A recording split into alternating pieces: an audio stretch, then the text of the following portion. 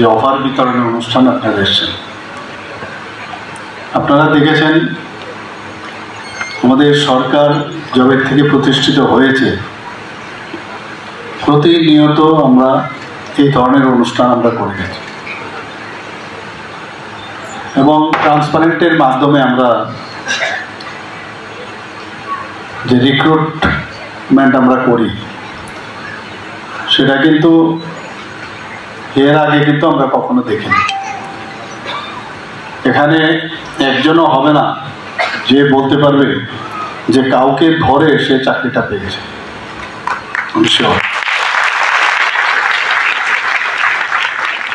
আমাদের মাননীয় প্রধানমন্ত্রী একবার এক জায়গায় বলছিলেন যে একবার सोचो जिसका कोई नहीं है, कोई लीडर नहीं है, कोई अप्रोच नहीं है, अपना घर से निकले, छोटा सा घर से निकले, किसके पास जाए, उसके पास सहारा कौन है। ये जो सिलसिला इतना चला है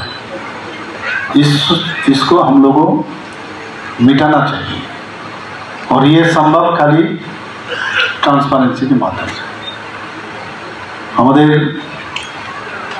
ওনার যে মার্গদর্শন সেই মার্গদর্শনকে আমরা সামনে রেখে আমাদের সরকার আজকে আমরা সেইভাবে কিন্তু কাজটা করছি। এটা কিন্তু দুদিক দিয়ে সুবিধে, এটা কিন্তু সাধারণ মানুষ বা আমাদের ছেলে মেয়েদের ভবিষ্যতে তাদের সুবিধা না।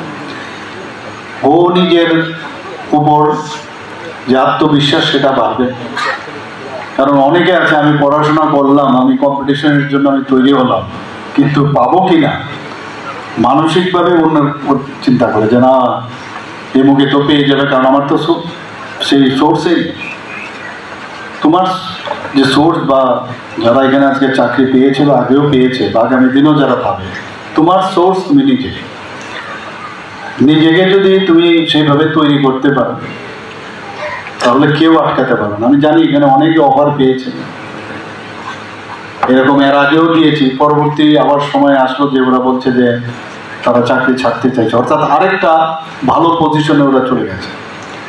তো আমার সেখানে রেজিগনেশন অ্যাকসেপ্ট করতে হয়, বসে থাকলে হবে না একের পরে। এবং যারা এই ধরনের মেরিট নিয়ে, আর আমরা চাইছি যে বিশেষ করে এডুকেশন ডিপার্টমেন্টে